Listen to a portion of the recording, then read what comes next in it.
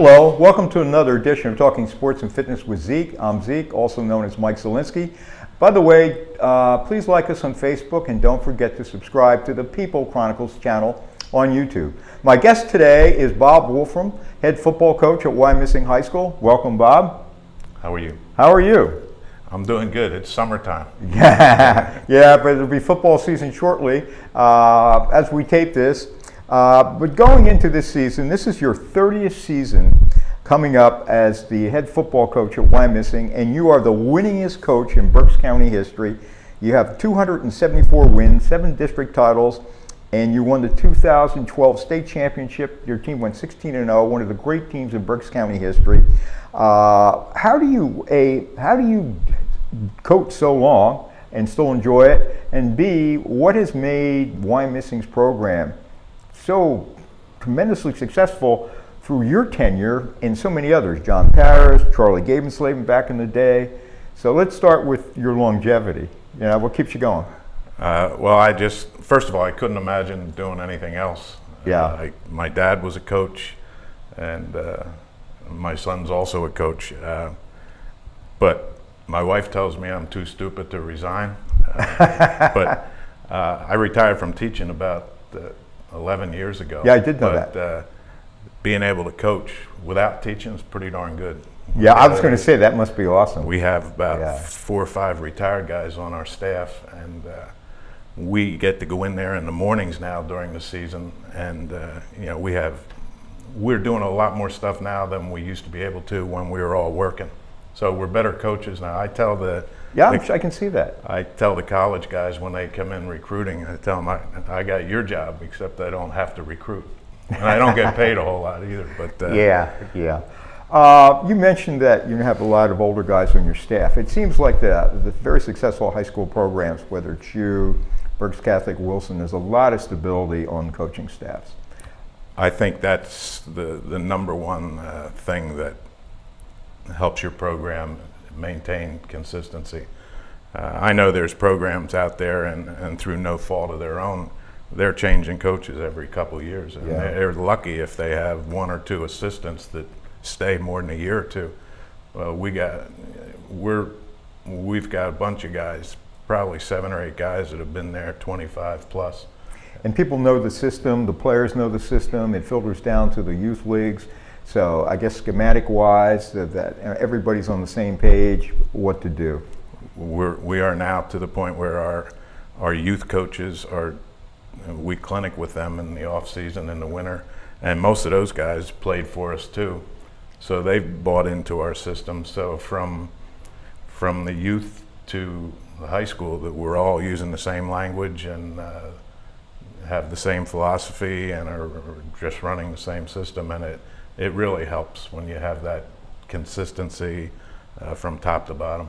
Wyomissing, obviously, parts of the school district are a wealthy school district, and you work in a school district that has a lot of facilities that, because of the it's an affluent area. But at the same time, is it a double-edged sword that maybe some kids who have been, have a very privileged life, maybe not as hard-nosed to be football players, but you haven't run into that. Why is that? Is it because of the history of the program, or? I think, and that's a tough question, but I find that kids, and if you go way back to when we first started or talk about now, kids are the same. They want to win. Yeah. And it's, if you can get them to buy in, that it just doesn't happen, that you have to work hard. And fortunately, in our situation, our kids do a real good job of, when the young kids come in, the seniors help them out. And because they're not getting hazed or they're getting treated well, the kids buy in and see what the seniors are doing, and I think that really helps our program from top to bottom, and they learn from the older kids, and they buy into the system. And one of the biggest things with winning, I think, is your kids expect to win. Yeah. There are times when we go out on the field and we're really not any better than the team we're playing, but the other team doesn't know that. And our kids don't know. Our kids think that they just expect they're going to win, and teams we probably shouldn't beat, we do just for that reason. That's interesting. Speaking of last year, you had an incredible season. You were 12-0. You averaged more than 400 yards and 40 points, and I think 3/4 of your games you wound up in the mercy rule. You didn't even play the whole game. So those are incredible numbers. So it's a fantastic season. You beat Holy Name, Berks Catholic, your arch rivals, to win the Section 2 title. And then you lose to them 3 weeks later, 34-6, I believe it was. Tell me about the disappointment of that. It's tough, and it's, you beat them the first time, and you're wary of, because it happened the other way around. Yeah, and that was the irony of it. It happened the year reverse. Before. It's just very hard to beat a team twice, especially a very good team. Yeah. And I don't think we let down at all. I think what happens, the team that loses the first one is just that much more motivated. A little jacked up. Yeah. And that game, I think the first game things went our way, and the second game things went bad early, and sometimes you just have an avalanche and there's not much you can do about it. Yeah. It's interesting. They call it the backyard brawl, and a lot of the kids know each other, but not. Berks Catholic now encompasses the whole county, so not everybody who plays for Berks Catholic knows the Wyomissing kids, but still a very special, I guess because the schools are so located so closely, backyard brawl. Do you think the outstanding success of both programs lifts each other, or is it just happen that way? Oh no, I think having that game as your rivalry game at the end of the year, and knowing that they're not going to be down this year. It's going to be a game every year, and even though they're getting kids from everywhere, I think everybody, I shouldn't say this, but we still think of it, it's Holy Name. It's right. Well, I call them Holy Name. Yeah. Well, I've had trouble getting out of that too, and some people get upset about that. And I went to Central.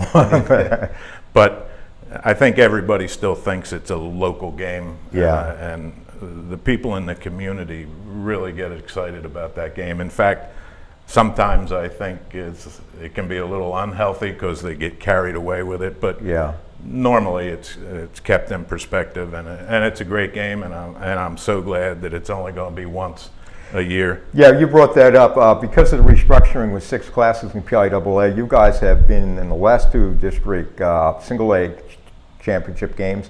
Now you're class 4, and they're class 3, and they're class 4, so you won't be meeting, so you only play them once. Since we're talking about the PIAA, what's your thoughts on the restructuring? Well, I thought it was a good idea to restructure, and it probably didn't affect us a whole lot, but the 4A level was where there might be a school with 400 kids, and then some of those real big ones that had 1,600. That's where it makes sense. And it impacts football more than any other sport. I mean, because you can get 5 good basketball players with a smaller pool, but football, you need bodies. Yeah, and they probably didn't need to do it at all levels. And I think they threw together all the other sports at the last minute because it had been just a football thing that they were talking about. One of the unfortunate things is they extended the season an extra week. Now you can't play an extra game, but you can play a week earlier. So we got stuck this year we're playing Pottsville, we always do, up there, and District 11 moved their schedule up. So we either had to drop that game or keep them on the schedule. So we're opening August 26th, and now we have a bye date during the season, which nobody wanted, but you got 11 weeks you don't to really play like 10, that. Yeah, not at all. Yeah, especially on the high school level. I mean, it's kind of common in college and Right. of course the pros. But speaking of this season, what are your prospects for 2016? Well, I'm going to. Rick would laugh about it, but we have 1 offensive starter back, and we have 4 starters on defense. So it's going to be. You replace a lot. A really rebuilding year. Who knows? We may be fine, but almost all of them are untested at the varsity level, but hey, this is high school football. That's what you deal with. And what was remarkable about your team last year, I mean, you had two 1,000-yard rushers in Christian and Martyr and Brandon Westwood, and but your quarterback, I mean, he only threw 100 passes. Charlie, is it Tonneslan? Tonneslan, Yeah.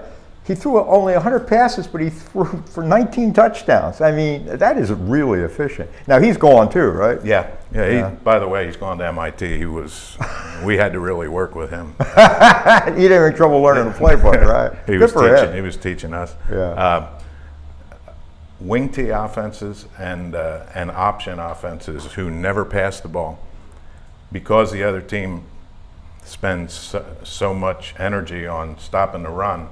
When you do pass, people are open, and typically our quarterback, even though we don't throw much, is one of the top couple in the quarterback rating. Yeah. And when we get to the goal line, we tend to throw more than in the other parts of the field. So that's interesting. Yeah. The wing T, you've been running that forever, right? Mm-hmm. That is a great offense, I think, especially on the high school level.